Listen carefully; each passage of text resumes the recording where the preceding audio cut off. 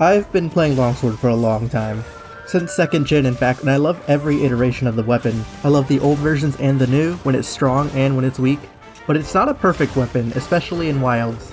So I'm here to give my complete, honest opinion on what I think of Longsword in Wilds, and what changes I think should be made to make the weapon the best it can be.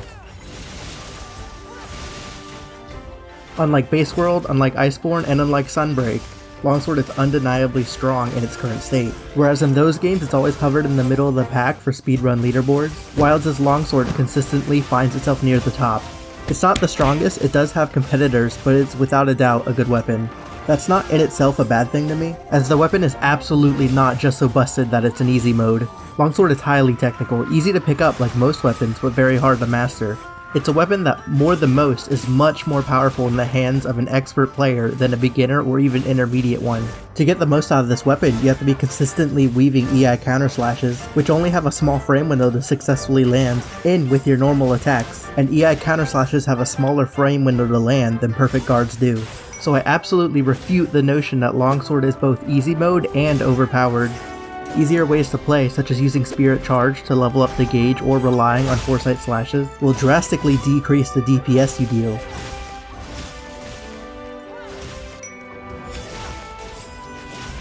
So is the weapon an easy mode free win? No. But, and unfortunately quite a big but, I do think Longsword is a tad overpowered, and most of this power comes from a playstyle that I think is unhealthy for the weapon. If the Longsword were to receive a small nerf, I wouldn't be upset. But more importantly, I would like to see the playstyle of the weapon adjusted to favor more balanced use of its full moveset. If you play Longsword at all, I think you know what I'm talking about. The Crimson Slash 1 and Spirit Blade 1 animation cancel spam is too powerful. It gives way too much consistent, easy DPS with low commitment animations, which encourages just staying in red bar and spamming, and also encourages not using other moods of the weapon such as Helmbreaker and Spirit Release.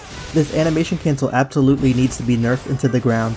It seemed like the intended vision for Longsword was to both equally use the new Crimson Slash moves in Red Bar and Helmbreaker, but the Crimson 1 and Spirit 1 animation cancel skews the balance too much in favor of spamming. I would nerf it by making the animation of chaining Crimson 1 and Spirit Blade 1 much slower, as well as reducing the motion values of Crimson Slash 1, which are just weirdly high. To compensate a bit for this decrease in overall power, I would like to see Crimson Slash 2's motion values increase because they're also weirdly low, and a slight increase to Crimson Slash 3's motion values. This change would encourage players to make full use of the Crimson Slash moveset. Additionally, I think Longsword's Focus Strike just does too much. The fact that it can give one or more gauges for free and chain into Spirit Blade 3 just makes it too easy to maintain red gauge in this game. This also combines with the Crimson 1 and Spirit 1 spam unhealthily because you can just immediately Focus Strike back to red bar for free whenever you hit yellow. I think Focus Strike should be nerfed to not upgrade the gauge, but it should still be able to chain into Spirit Blade 3. This would require more active use of counters and Spirit Round Slash to maintain gauge. Speaking of counters, Special Sheath's EI Slash counter has too much utility and outshines Foresight Slash in most situations. Yes, it's harder, but it's also faster, does more damage, gives a free bar, chains into itself, and chains into Spirit Blade 3. And with Spirit Charge animation cancelling, there's almost no punishment for missing it. It can just do it all. I like the ability to chain multiple EI counters together. That was a great addition from Rise, and I don't want to see it removed. Rather, I would like it to have more of a separate identity from Foresight Slash to encourage using both. I think EI counter should receive a slight motion value buff, but lose its ability to upgrade the gauge. This would give EI counter an identity as the counter used to deal damage, and reinforce Longsword as a weapon that deals a good chunk of its DPS through consistent counters, while Foresight Slash would remain the counter used to upgrade the gauge. This would promote more balanced use of Foresight and EI counter, and give more risk factor to Longsword as Foresight is more risky with longer animation commitments. The basic Longsword moves never get the shine in Wilds. Overhead Slash, especially the second one, needs either more motion value or to give more spirit like how it used to, as it's never worth it due to how slow it is. And I've never once even used Crescent Slash against an actual monster. Pretty much only Thrust, Rising Slash, and Spirit Blade 1 and 2 are useful, and only for setting up a Foresight or Special Sheath. The standard Longsword opener of Sneak Attack into a free Spirit Charge to upgrade gauge, and then immediately countering a Roar to get another gauge upgrade negates most of the challenge of getting to red bar.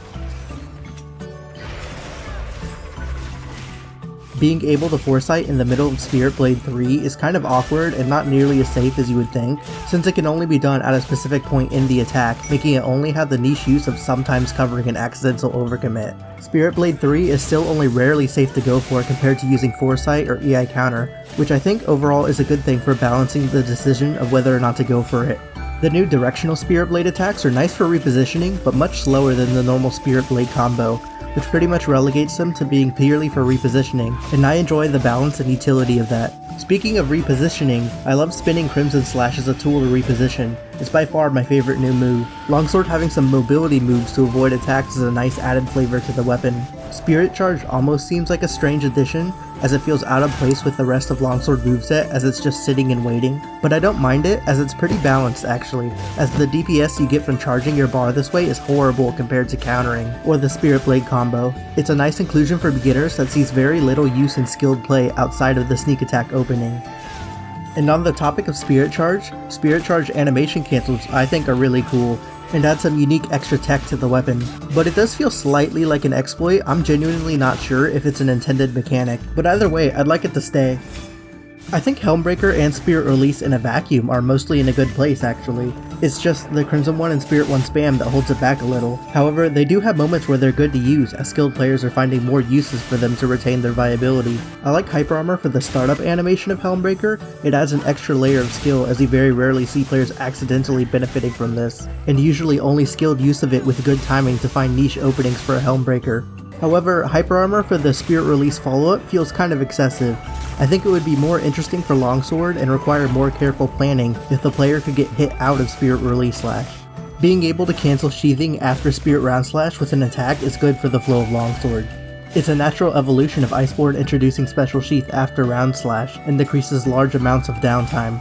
This doesn't make the weapon as safe as you might think, as Spirit Round Slash, only able to be used after long animation moves like Foresight, Spirit Blade 3, and Spirit Charge, requires plenty of commitment to go for, since monsters in Wild have plenty of speed to catch a player that goes for it without thinking. All in all, being able to cancel the automatic sheath after is a good quality of life improvement, without sacrificing too much of the risk associated with Spirit Round Slash. A big complaint I have with the weapon, however, is not necessarily the weapon's fault, but more an issue with coding. The input delay issues of certain longsword attacks, especially the 7-frame delay of the start of EI Spirit Slash, is straight up a problem that needs to be fixed. If you don't know what I'm talking about, go watch Peppo's video about input latency with Longsword and Wilds. In total, what do I think are the changes that should be made to Longsword? Number 1 and 2, most importantly, fix the input delay issues, and nerf the Crimson Blade 1 and Spirit Blade 1 combo by making it much slower to use and slightly decreasing the motion value of Crimson Slash 1. The motion value of Crimson Slash 2 should be increased, and the motion value of Crimson Slash 3 should be slightly increased. Remove EI Spirit Slash counter's ability to upgrade gauge and slightly increase its motion value. Remove Focus Strike's ability to upgrade gauge, but keep the ability to chain into Spirit Blade 3. Remove Spirit Release Slash's Hyper Armor.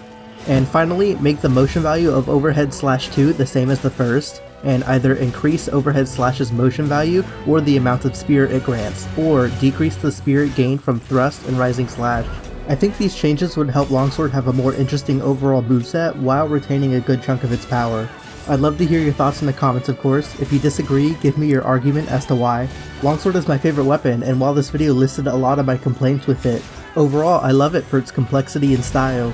Besides the latency issues, if Longsword were to receive no changes from how it is currently, I'd still enjoy the weapon and play it for a long time to come. Thanks for watching. Okay, bye!